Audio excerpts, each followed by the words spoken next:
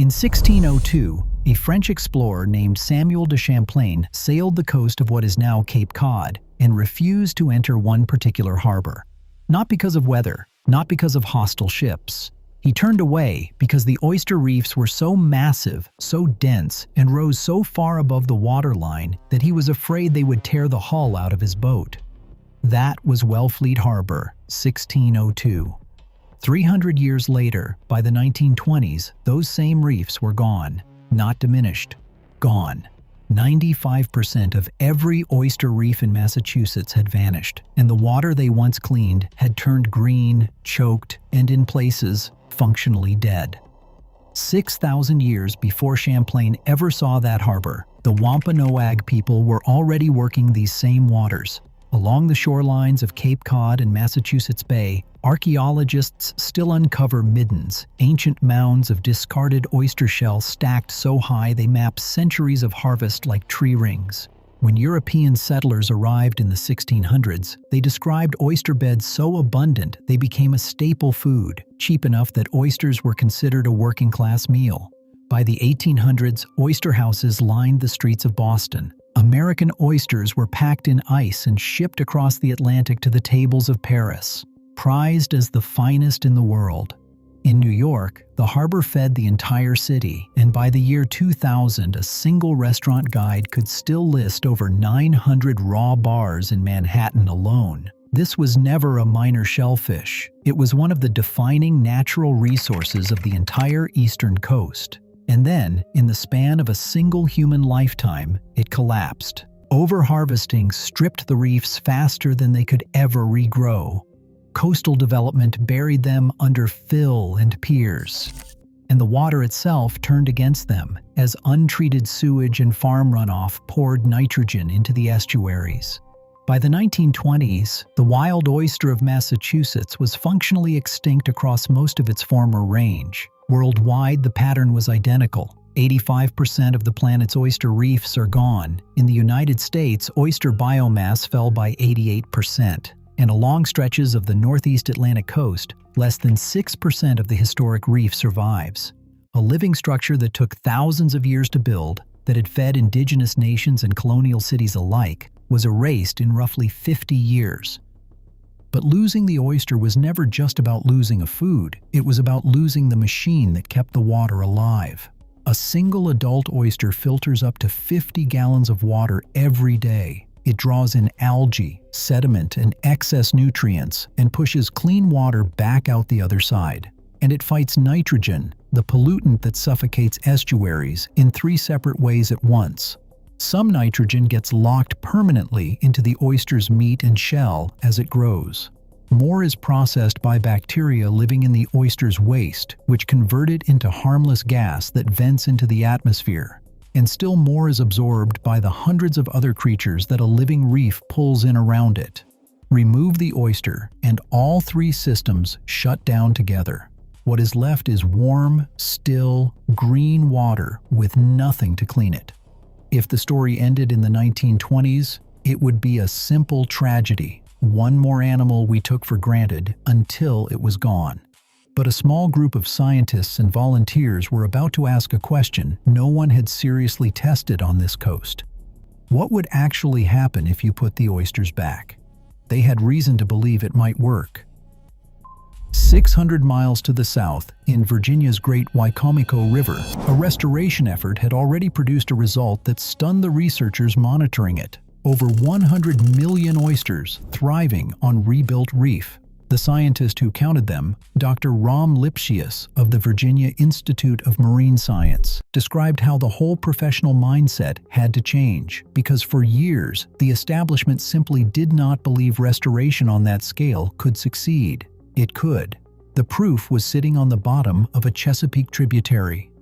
The question was whether the same thing could happen in the colder, harder-hit waters of Massachusetts.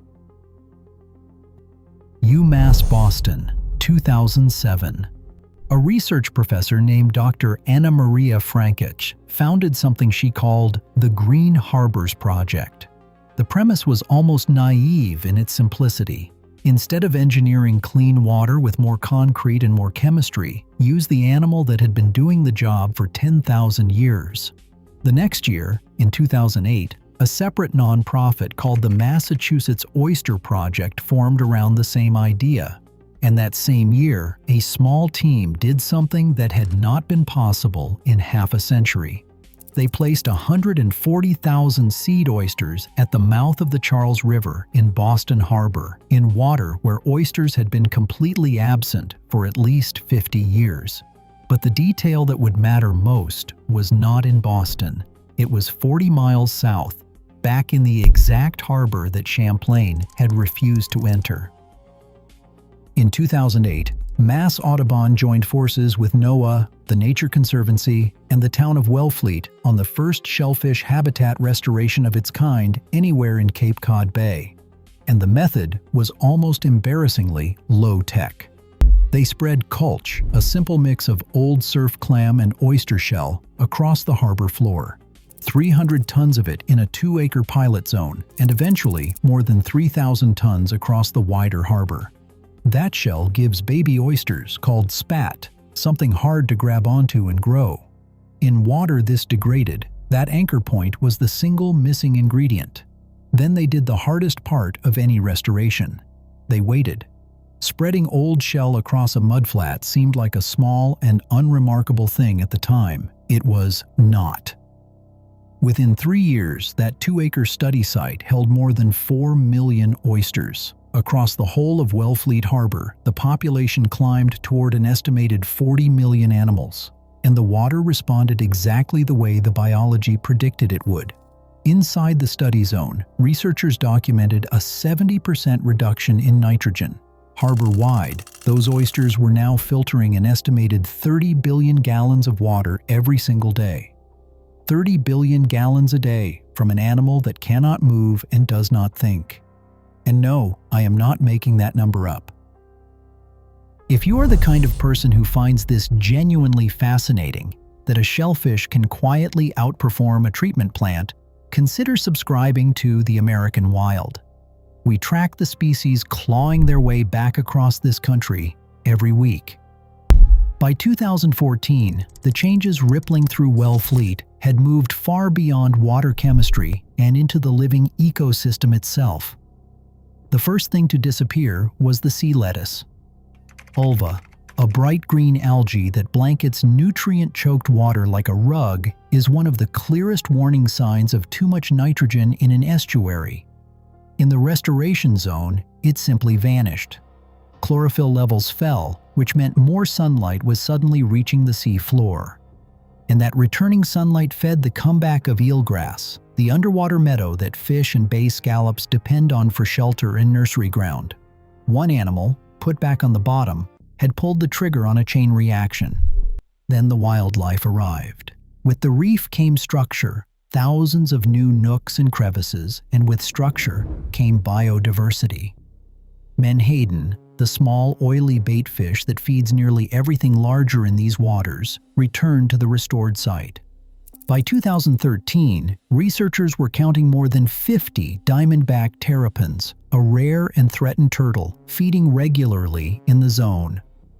American oyster catchers, a shorebird listed as a species of conservation concern in Massachusetts, began working the blue mussels that had colonized the new reef. And here is the part that matters most. Not one of those animals was planted, released, or introduced. They came back entirely on their own, because the habitat came back first. This was not happening in only one harbor.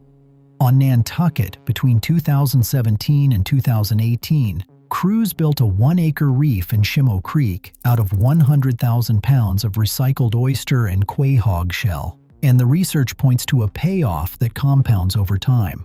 Studies suggest that roughly 15 years after restoration, a mature oyster reef can support about 45% more commercially harvested fish and crab than the bare, lifeless bottom it replaced. The reef does not merely filter water, it manufactures life, year after year, long after the humans walk away. But that success created a strange and almost comic new problem. The very oysters cleaning these harbors were now, by law, untouchable. Because restoration reefs sit in waters still officially recovering from pollution, the shellfish growing on them cannot be legally harvested and eaten. The Nature Conservancy put it about as plainly as a conservation group ever will. If these projects succeed, residents are simply going to have to resist the powerful urge to eat the results. The single healthiest oyster in Massachusetts is the one you are forbidden to touch. To understand the largest transformation of all, you have to go back to 1988 and to a harbor so filthy it became a national embarrassment. That year, standing on its polluted shoreline, Vice President George H.W. Bush called Boston Harbor the dirtiest harbor in America. For decades, the city had pumped raw sewage and toxic sludge directly into the water. Now Boston faced a federal cleanup order, and the clock had already started running. What followed was one of the largest and most expensive environmental cleanups in American history. A multi-billion-dollar effort, spanning well over a decade, that rebuilt the Deer Island treatment plant and laid a 9.5-mile pipeline to carry treated water far out into the bay, away from the harbor entirely. That was the heavy engineering, the concrete and steel that did the enormous first job.